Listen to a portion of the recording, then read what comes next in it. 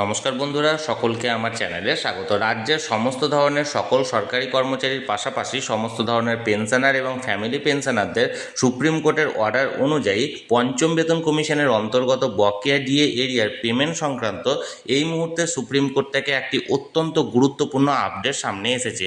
কী সেই খবরে কী কী বলা হয়েছে সকল কিছু নিয়ে আজকের ভিডিওতে বিস্তারিতভাবে আলোচনা করব। ভিডিওটি ডিএ মামলা সংক্রান্ত অত্যন্ত গুরুত্বপূর্ণ, তাই প্রথম থেকে শেষ পর্যন্ত অবশ্যই ধৈর্য সহকারে দেখবেন এবং ভালো লেগে থাকলে অবশ্যই একটি লাইক করবেন এবং সকলের সঙ্গে শেয়ার করবেন। আর সেই সাথে এই চ্যানেলে যদি প্রথমবার হয়ে থাকেন এই রকমের ইনফরমেটিভ ভিডিও আরও দেখার জন্য যারা এখনও পর্যন্ত এই চ্যানেলটিকে সাবস্ক্রাইব করেননি তারা অবশ্যই চ্যানেলটিকে সাবস্ক্রাইব করে নিতে ভুলবেন না। তাহলে চলুন আমরা বিস্তারিত জেনে নিই। দেখুন, আমি সরাসরি সুপ্রিম কোর্টের ওয়েবসাইটে আছি। এই সুপ্রিম কোর্টের ওয়েবসাইটে দেখুন ডায়েরি নাম্বার দেওয়া হয়েছে 21108/2026।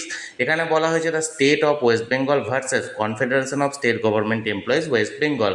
এখানে ডায়েরি নাম্বারটা ফাইল কবে হয়েছিল দেখুন 8ই এপ্রিল 2026 এবং কেস নাম্বার দেওয়া হয়েছে একটা মডিফিকেশন অ্যাপ্লিকেশন এবং এটা প্রেজেন্ট বা লাস্ট লিস্টের রম দেখুন আজকের ডেট দেওয়া হয়েছে অর্থাৎ 6ই August 2026। Honourable mister justice Sanjay Karol and honourable mister justice Prashant Kumar মিশ্রার এজলাসে। অর্থাৎ এই ডিএ মামলাটি শুনানির জন্য আজ অর্থাৎ 6ই আগস্ট 2026 পুনরায় সুপ্রিম কোর্টে উঠতে চলেছে। মাননীয় দুই বিচারপতি, মাননীয় বিচারপতি সঞ্জয় কারোল মহাশয় এবং মাননীয় বিচারপতি প্রশান্ত কুমার মিশ্রার এজলাসে, যার কোর্ট নাম্বার 8 হতে চলেছে এবং সিরিয়াল নাম্বার বা ক্লজ নাম্বার 304 হতে চলেছে। এবং শোনা গেছে এই মামলাটি দুপুর 2টোর পরই সুপ্রিম কোর্টে শুনানির জন্য উঠবে এবং মামলাকারী সংগঠনগুলির তরফ থেকে সমস্ত প্রতিনিধি এবং যে সমস্ত আইনজীবীরা আছেন তারা সকলেই উপস্থিত থাকবেন বলেই শোনা গেছে।